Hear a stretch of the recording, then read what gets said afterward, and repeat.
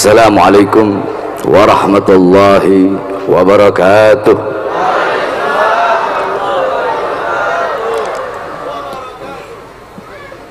Alhamdulillah,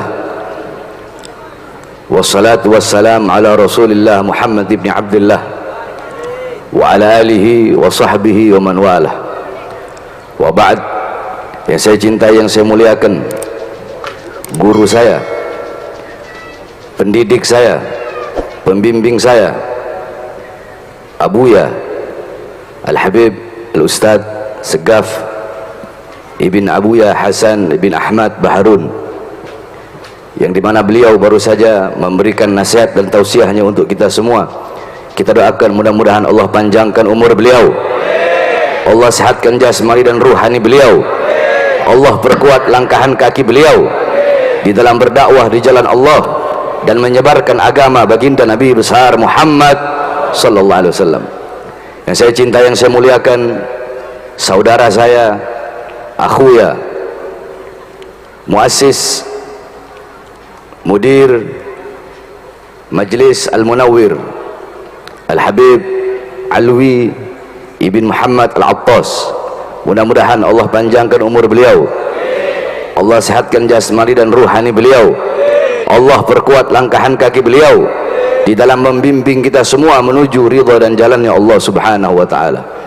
Yang saya cinta, yang saya muliakan, guru kita Al-Habib Abu Bakar Maulad Dawilah beserta seluruh para habaib, para ulama, para kiai, para asatid, para tokoh masyarakat, para aparat pemerintah, wabil khusus segenap hadirin hadirat, bapak-bapak, ibu-ibu, khususnya para pemuda-pemudi umat baginda Nabi besar Muhammad yang selalu dimuliakan oleh Allah subhanahu wa ta'ala. Alhamdulillah, segala puji dan syukur kehadirat Allah subhanahu wa ta'ala, yang dimana pada malam hari yang mulia ini, di tempat yang penuh dengan keberkahan ini, Allah subhanahu wa ta'ala menggerakkan hati kita, sehingga hati kita menggerakkan kedua langkahan kaki kita dari rumah menuju ke majlis yang penuh dengan keberkahan ini. Kita duduk di ini majlis, lidah kita basah dengan bersolawat, basah dengan ayat Quran, basah dengan zikir, tahlil, tahmid, tasbih, tamjid, takbir, salawat. Lidah kita basah untuk memuji Allah, lidah kita basah untuk memuji Rasulullah sallallahu alaihi wasallam. Lidah-lidah yang basah dengan bersolawat, lidah-lidah yang basah dengan ayat-ayat Al-Quran, dengan zikir, tahmid, tasbih, takbir dan tamjid. Kelak lidah-lidah tersebut adalah lidah-lidah yang akan basah dengan telaga Al-Kautsarnya baginda Nabi besar Muhammad sallallahu alaihi wasallam. Saudara-saudara, kita duduk di ini majlis, kita menjadi hamba-hamba yang mulia, yang dimuliakan oleh yang maha mulia, karena duduknya kita di ini majlis memuliakan, mengagungkan kelahiran baginda Nabi besar Muhammad sallallahu alaihi wasallam. Kita menjadi hamba-hamba yang diampuni dosa-dosa kita, dosa-dosa yang telah lalu, dosa-dosa yang akan datang, yang tampak, yang tidak tampak, yang tersembunyi, yang tidak tersembunyi, karena duduknya kita di majlis memuliakan dan mengagungkan daripada Nabi yang mulia, Nabi yang agung, makhluk yang paling mulia, makhluk yang paling sempurna, yaitu baginda Nabi besar Muhammad sallallahu alaihi wasallam. Saudara-saudara sekalian yang dimuliakan oleh Allah subhanahu wa ta'ala, kita duduk di majlis ilmu yang penuh dengan keberkahan, majlis yang dimana qala Sayyidina Umar bin Khattab radhiyallahu an, inna Allah lam yahluk fi wajhil ardi turaban afdal min majlisil ilm. Sesungguhnya Allah subhanahu wa ta'ala tidak pernah menciptakan sejengkal tanah pun di muka bumi yang dimana tanah tersebut tidak ada yang lebih mulia selain daripada tanah yang digunakan untuk majlis ilmunya Allah subhanahu wa ta'ala. Ini tempat, ini alun-alun, saudara-saudara. Tapi kenapa alun-alun ini menjadi mulia? Alun-alun ini menjadi tempat turunnya rahmat, tempat turunnya maghfirat, tempat turunnya hidayah, tempat turunnya rahmah, kasih sayang Allah, tempat turunnya perlindungan, tempat turunnya pengampunan. Kenapa? Karena di tempat ini kita gunakan untuk menuntut ilmunya Allah subhanahu wa ta'ala. Andaikan tempat ini kita gunakan untuk perkara-perkara yang tidak bermanfaat, andaikan tempat ini kita gunakan untuk perkara yang sia-sia, apalagi tempat ini kita gunakan sebagai ikhtilat, tempat bercampurnya laki-laki dan perempuan di dalam berbuat lahwun, di dalam berbuat lalai, di dalam berbuat lupa kepada Allah, di dalam perbuatan dosa, di dalam perbuatan maksiat. maka tempat ini akan menjadi tempat turunnya azab, ini tempat akan menjadi tempat turunnya dosa, ini tempat akan menjadi tempat turunnya murka Allah subhanahu wa ta'ala. Akan tetapi karena ini tempat menjadi tempat yang pada malam hari ini kita berzikir, kita bersalawat, kita bertahlil, kita berdoa, kita merayu Allah subhanahu wa ta'ala, kita memuji Allah, kita memuji dan bersalawat kepada Rasulullah, maka ini tempat menjadi tempat turunnya rahmat. Ketika rahmat turun di ini tempat, maka yang mendapatkan rahmat tersebut, yang ikut kecipratan bukan hanya hamba-hamba yang duduk di sini, tetapi yang berada di sekeliling-sekelilingnya. Saya lihat ada Polres, kemudian ada Kodim, kemudian ada apa lagi, rumah sakit, kemudian ada apa lagi di sebelah sana. Semua tempat-tempat yang ada di sekeliling tempat ini ikut mendapatkan rahmat Allah, ikut mendapatkan ampunan, karena di tempat ini kita duduk berzikir kepada Allah dan berselawat kepada baginda Nabi besar Muhammad sallallahu alaihi wasallam. Oleh karenanya saya wasiatkan kepada para pemerintahnya, kepada para pejabatnya, kepada para aparatnya, kalau di satu tempat mau diadakan acara maulid Nabi, mau diadakan acara bersolawat, mau diadakan acara untuk memuji Allah, untuk berzikir kepada Allah, untuk bersolawat kepada Rasulullah, maka jangan engkau persulit. Betul? Jangan engkau persulit, jangan engkau cegah. Ini kalau ada acara berbuat dosa, acara maksiat, acara dangdut, acara orkes, acara disco, oh diizinkan, diperbolehkan.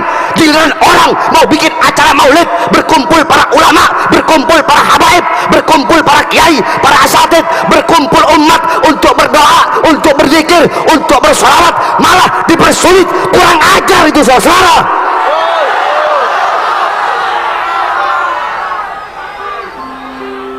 Makanya jangan heran kenapa di negara yang kita cintai ini Allah kasih bencana, Allah kasih musibah silih berganti, bertubi-tubi.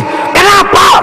Para ulamanya tidak sadar, para ustadznya, para kiainya, para habibnya tidak sadar, para pejabatnya tidak sadar, para aparatnya tidak sadar. Berkali-kali Allah kasih teguran. Saudara-saudara, apakah kita pikir bencana, gempa bumi, kebakaran, tanah longsor, banjir Allah berikan begitu saja tanpa ada sebabnya? Tidak, saudara-saudara, semuanya ada sebab. Di zaman Rasulullah SAW, hadis riwayat Al-Imam Ad-Darul Qutni, diriwayatkan juga oleh Imam At-Tirmidzi. Menurut riwayat Al-Imam Ad-Darul Qutni dan menurut riwayat Al-Imam At-Tirmidzi, ketika Rasulullah bersama Sayyidina Abu Bakar, Sayyidina Umar, Sayyidina Utsman berada di Gunung Thabir. Adapun riwayat Bukhari Muslim, Rasulullah bersama Sayyidina Abu Bakar, Sayyidina Umar dan Sayyidina Utsman berada di Gunung Uhud, saudara-saudara. Jadi riwayat Imam Ad-Darul Qutni dan Imam At-Tirmidzi Gunung Thabir, menurut riwayat Bukhari Muslim adalah Gunung Uhud. Ketika Rasulullah berada di gunung, tiba-tiba gunung tersebut berguncang, batu-batunya jatuh, gunung tersebut dilanda gempa bumi, saudara-saudara. Ketika itu ada Rasulullah, Sayyidina Abu Bakar, Sayyidina Umar dan Sayyidina Utsman ibn Affan. Rasulullah, beliau letakkan tangan suci beliau di atas gunung tersebut dan beliau berkata, wahai bumi, belum saatnya bagimu.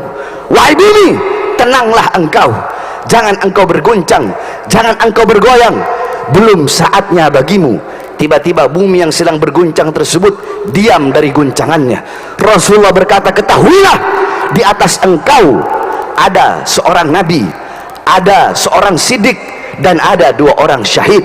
Maksudnya ada Rasulullah As-Siddiq, maksudnya Sayyidina Abu Bakar As-Siddiq.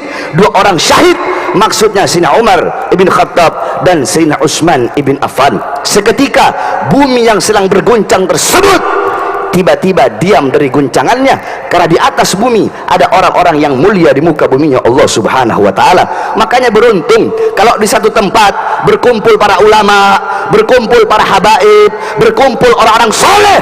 Harusnya para pejabat, para aparat senang, harusnya para pejabat, para aparat yang mendukung. Kenapa? Bukan Imam Al-Habib Abdullah bin Alwi Al-Haddad, beliau berkata, bihim yadfa'ullahul balaya wa yakshifur razaya wa yusdi kulla khairin wa ni'mati walau lahumu bainal anami ladukdikat jibalun wa ardul lirtikabil khati'ati. Sebab keberadaan mereka para ulama, sebab keberadaan beliau-beliau orang-orang soleh, orang-orang yang lidahnya tidak pernah sepi dari berzikir, tidak pernah sepi daripada membaca Quran, tidak pernah kering daripada bersalawat, orang-orang yang hatinya selalu terhubung dengan Allah, terhubung dengan Rasulullah, orang-orang yang hatinya penuh dengan rasa takut kepada Allah, orang-orang yang hatinya penuh dengan kerinduan kepada Rasulullah. Beliau-beliau orang-orang soleh, beliau-beliau para ulama, para orang-orang soleh. Kalau bukan karena kehadiran dengan sebab kehadiran beliau-beliau di Indonesia, masih banyak orang soleh, masih banyak para ulama, masih banyak para habaib, para kiai, banyak makam-makam keramat. Dengan sebab keberadaan beliau-beliau, Allah subhanahu wa ta'ala tunda, Allah halangi datangnya bala, Allah halangi datangnya bencana, Allah halangi datangnya musibah.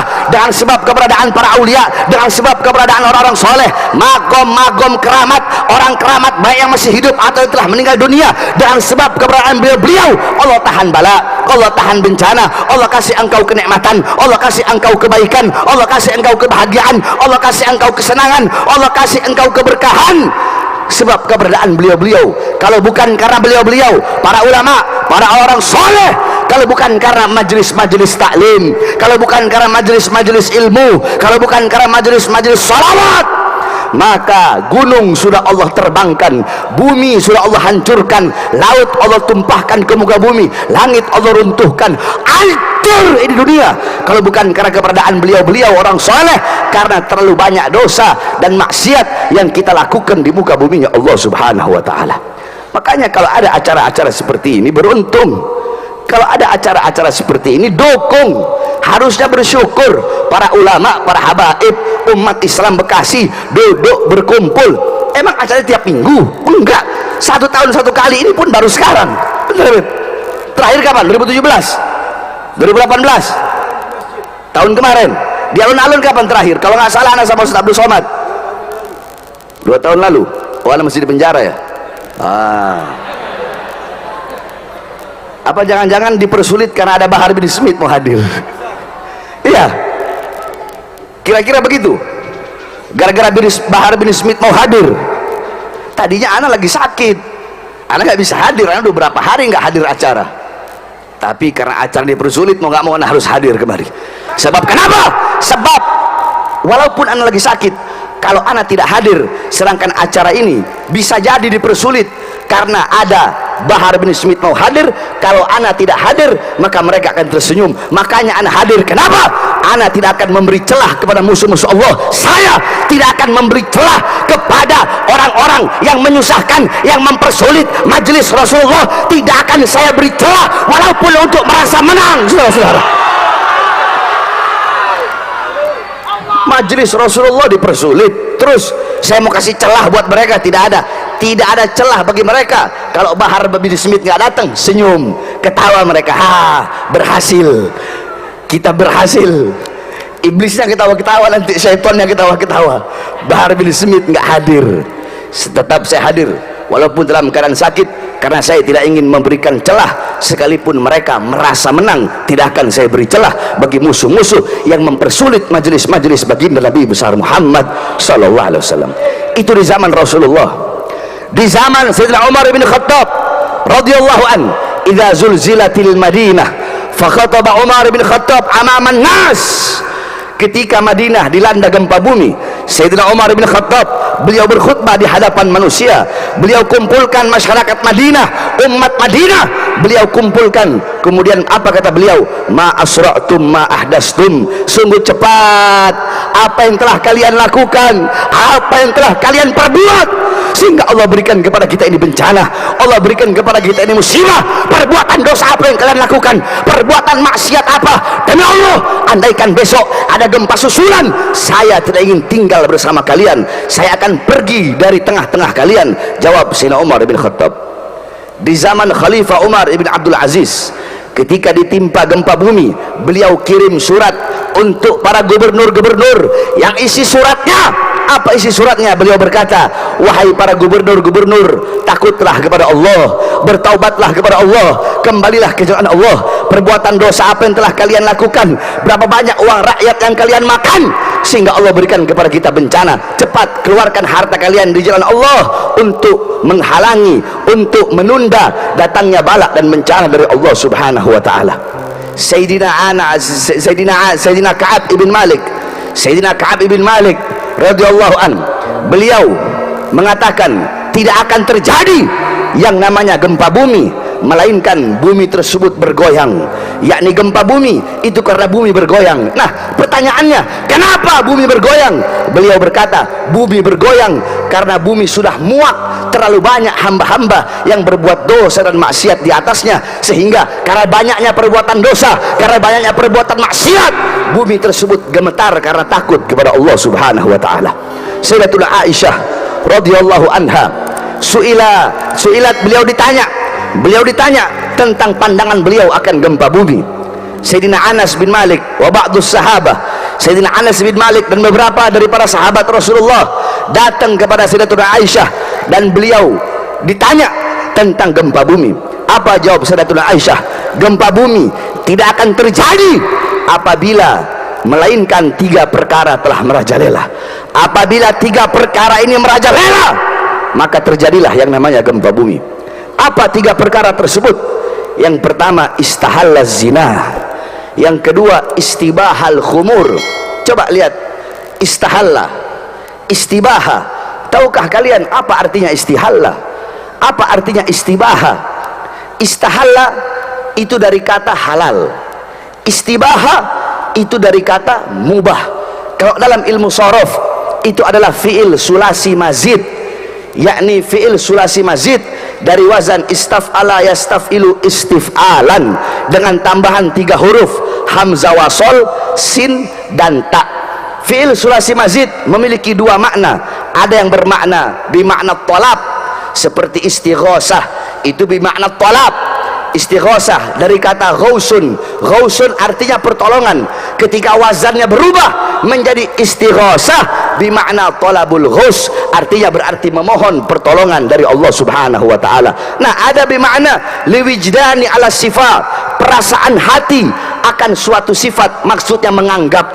Kalau istahalla dari kata halal, ketika halal berubah menjadi istihalla, berarti menganggap sesuatu itu perkara yang halal, menganggap halal. Istibaha menganggap mubah. Yang pertama, istahalla zina, mereka menganggap zina sebagai sesuatu yang halal.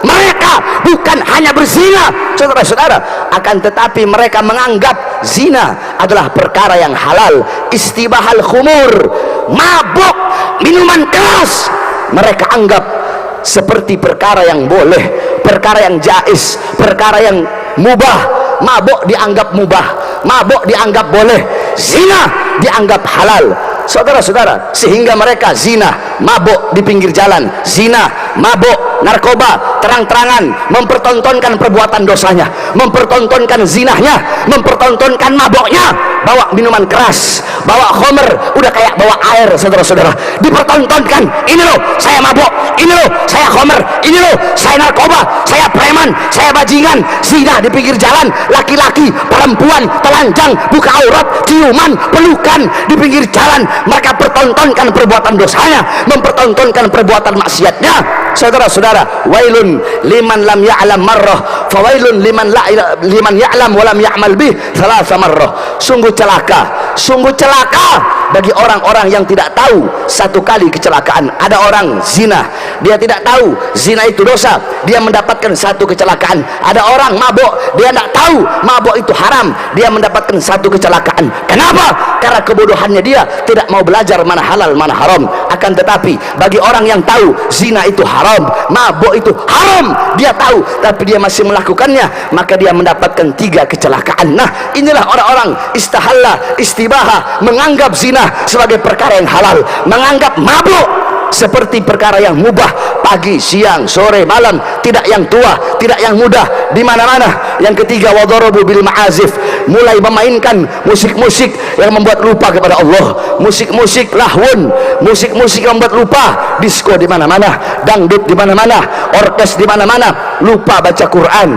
lupa berzikir, lupa bertahlil, tasbih, takbir, tamjid, sholawat. Saudara-saudara, saya perhatikan, saya lihat orang-orang zaman sekarang pagi, siang, sore, malam sibuk dengan handphonenya. Betul? Betul. Mulai dari anak kecil umur 7 tahun, 6 tahun, 4 tahun, 5 tahun, 6 tahun, 7 tahun, 8 tahun, yang kecil, yang muda, yang tua, sibuk dengan handphonenya, saudara-saudara.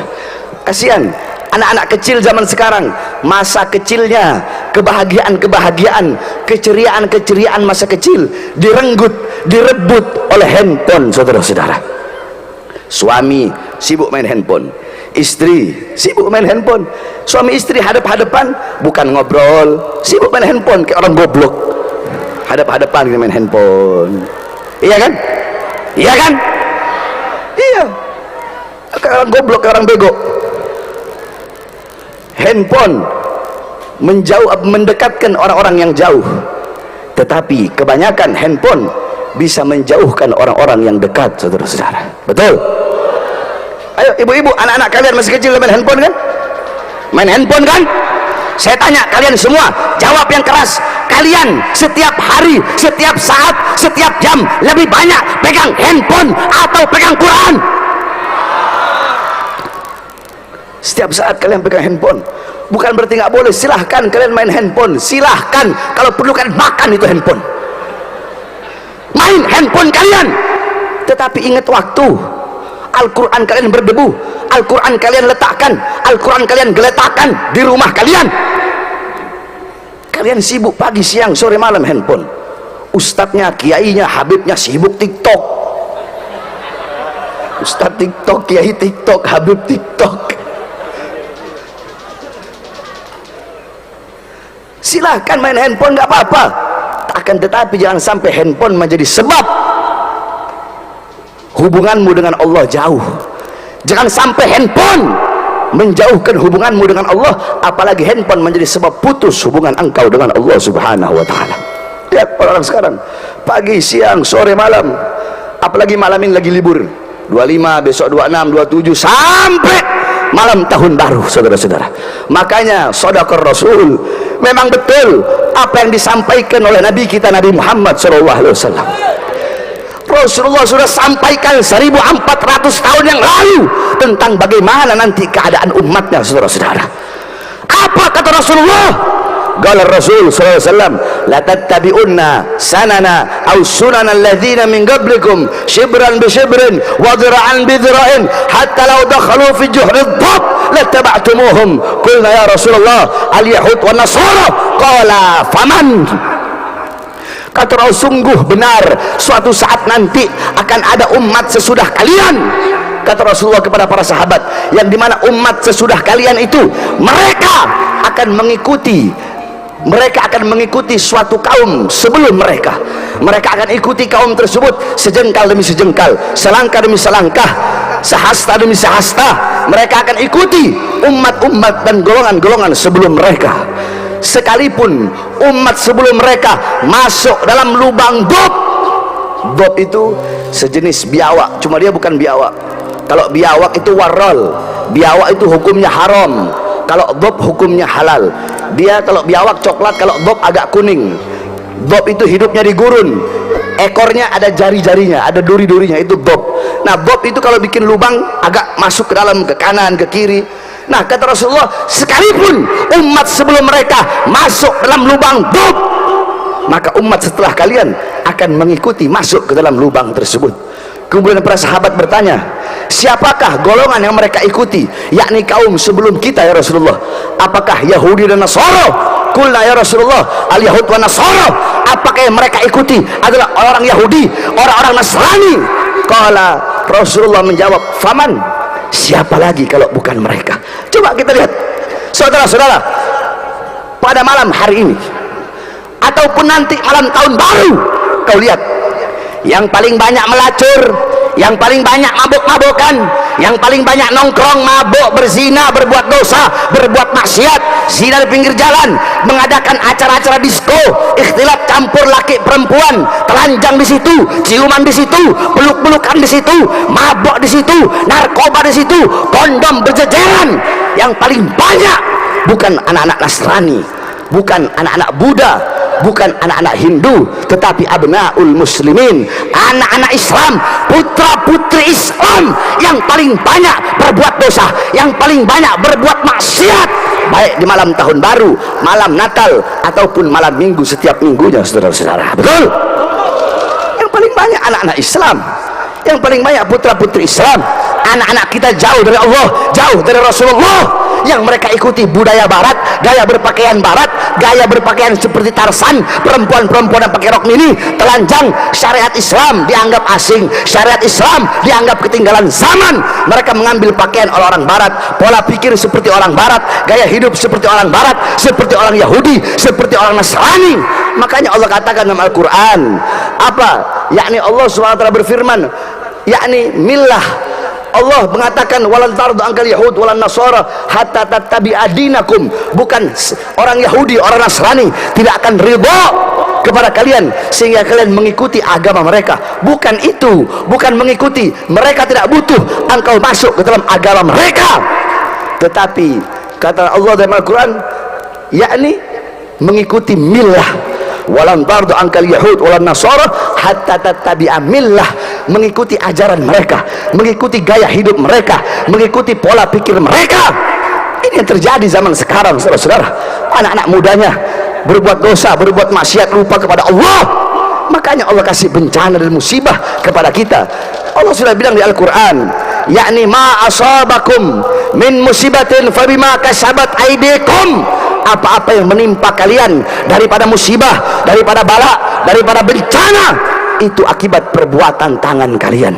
Makanya kalau Allah kasih gempa bumi, kalau Allah kasih banjir, Allah kasih tsunami, Allah kasih longsor, jangan bertanya kepada Allah, ya Allah, kenapa kau berikan kami gempa bumi? Ya Allah, kenapa kau berikan tsunami? Kenapa kau berikan banjir? Kenapa kau berikan kebakaran? Jangan bertanya kepada Allah, tapi tanyakan kepada diri kita, tanyakan kepada diri saya Bahar bin Smith, tanyakan kepada anak-anak muda kita, tanyakan kepada orang tua kita, tanyakan kepada para tokoh masyarakat kita, tanyakan kepada para ulama-ulama, tanyakan kepada para ustadz, para kiai, para habaib, tanyakan kepada para pemuka-pemuka agama, tanyakan kepada para pemimpin-pemimpin majelis taklim, tanyakan kepada takmir masjid, tanyakan kepada para penghafal Al-Quran, tanyakan kepada para ulamanya, para kiainya, para habaibnya, tanyakan kepada para pejabatnya, para aparatnya, tanyakan kepada para pemerintahnya, tanyakan kepada para penegak hukumnya, dari RT,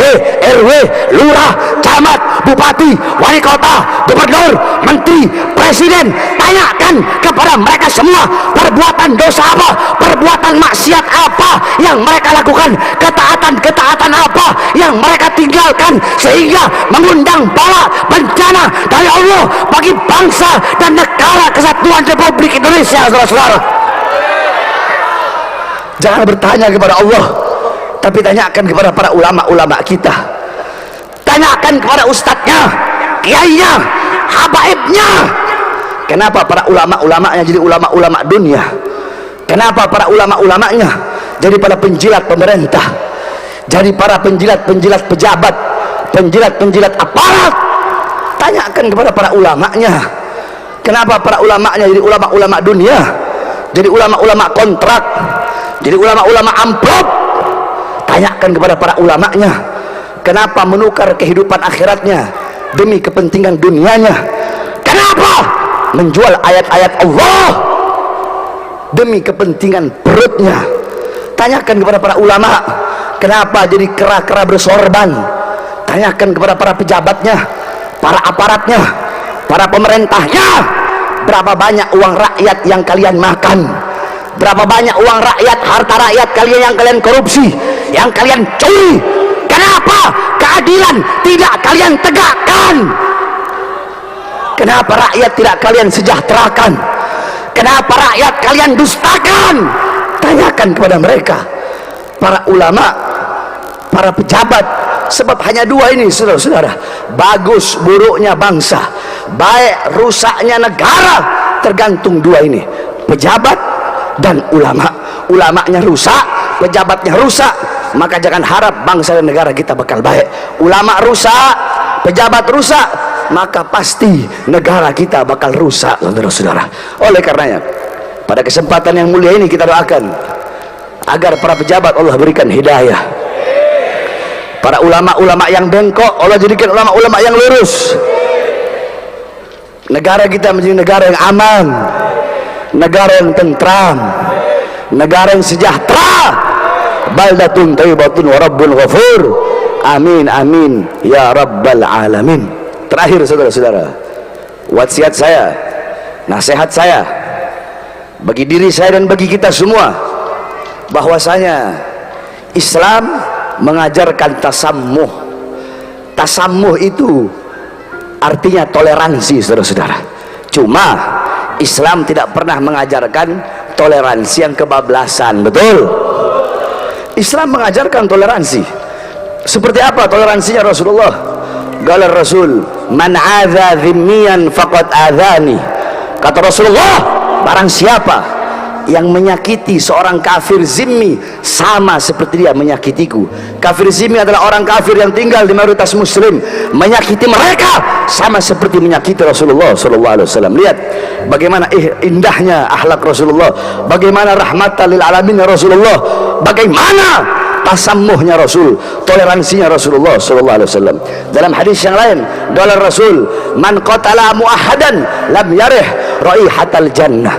Barang siapa seorang mukmin, seorang muslim yang membunuh seorang kafir muahad, orang kafir, dia hidup, dia memiliki perjanjian damai dengan umat Islam. Kalau ada umat Islam yang membunuh dia, maka umat Islam itu tidak akan bisa mencium bau surga. Lihat bagaimana akhlak Rasulullah SAW. Saya tanya, akhlak Rasulullah indah apa tidak?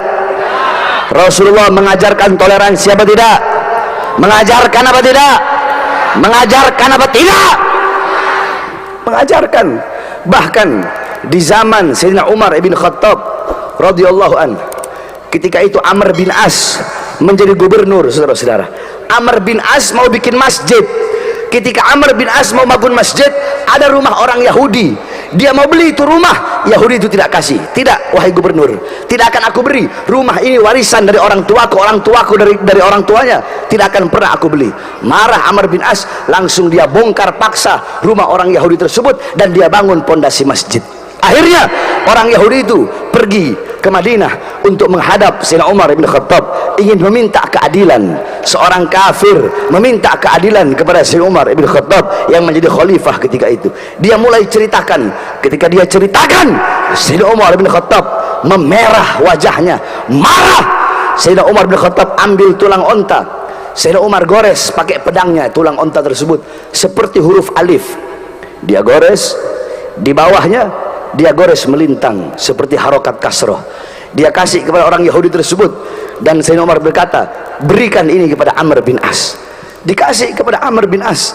Ketika Amr bin As lihat, gemetar ketakutan, saudara-saudara. Kata Amr bin As, ini adalah isyarat dari Khalifah Umar bin Khattab bahwasanya aku harus menegakkan hukum secara adil, sebagaimana huruf alif ini tajam di atas dan tajam di bawah. Kalau aku tidak menegakkan hukum secara adil, maka nasibku akan seperti garis melintang, yaitu khalifah tidak akan segan-segan memotong leherku. Apa kata khalifah? Apa kata Amr bin As kepada sahabat-sahabat yang ada di situ? Robohkan pondasi masjid dan bangun kembali rumah ini orang Yahudi. Akhirnya kata orang Yahudi tersebut, tidak usah, saksikanlah demi adilnya Islam, aku masuk ke dalam Islam. Lihat bagaimana luar biasanya Islam. Jadi Islam mengajarkan tasammuh, mengajarkan toleransi, tetapi bukan toleransi yang kebablasan, apalagi sampai ikut merayakan Natal. Itu namanya haram. Walaupun banyak para pendapat-pendapat lain, tetapi pendapat yang paling muktamad hukumnya haram, saudara-saudara. Kalau kita mau toleransi, mau tasammuh, biarkan saudara-saudara sebangsa setanah air kita yang Nasrani merayakan Natalnya, tidak boleh diganggu. Kalau ada umat Islam yang mengganggu ibadah agama lain, haram, tidak boleh, karena Islam tidak pernah mengajarkan seperti itu, saudara-saudara. Itu yang namanya toleransi. Kalau ikut-ikutan pakai topi Natal, pakai baju Natal, itu namanya bukan toleransi, goblok. Betul? Oleh karenanya mudah-mudahan Allah berikan kepada seluruh bangsa dan rakyat Indonesia keberkahan, Allah berikan keamanan, ketentraman, kebahagiaan dunia dan akhirat. Amin amin ya rabbal alamin. Di sini banyak jamaah, saya juga mohon doa. Saya sudah 3 bulan sakit, udah nggak bisa saya kayak dulu ceramah satu malam 10 tempat, 11 tempat, 12 tempat. Sekarang saya udah gampang capek, saudara-saudara. Mudah-mudahan Allah kasih saya kesembuhan agar kita bisa terus berjuang di jalan Allah Subhanahu wa taala. Sama-sama kita belajar ilmunya Allah Subhanahu wa taala, dan sama-sama kita menyebarkan agama baginda Nabi besar Muhammad sallallahu alaihi wasallam. Guru kita Al-Habib Alwi, Masya Allah, beliau selama ini istiqamah. Beliau istiqamah berjuang bersama-sama di bawah komando Al-Habib Muhammad Rizik ibn Husain bin Syihab, karena beliau termasuk salah satu sayyid, salah satu habib, kawan kami, saudara kami yang berada di bawah komando imam besar Habib Rizik. Beliau istiqamah dan beliau setia kepada imam, makanya itu salah satu alasan saya bisa hadir pada malam hari yang penuh dengan keberkahan ini, saudara-saudara, karena beliau termasuk orang yang setia dan istiqamah di dalam berjuang di bawah komando imam besar kita Al-Habib Muhammad Rizik bin Husain bin Syihab. Mudah-mudahan guru-guru kita, para ulama, para habaib, Allah sihatkan beliau-beliau, Allah panjangkan umur beliau-beliau. Amin amin ya rabbal alamin. Rabbi fanfa'na bi barakatihim wahdil husna bi hurmatihim wa amitna fi tariqatihim wa mu'afati min al-fitani wa sallallahu alaihi wasallam Muhammadin wa ala alihi washabbihi wa barik wasallam walhamdulillahi rabbil alamin wal afu minkum wassalamu alaikum warahmatullahi wabarakatuh.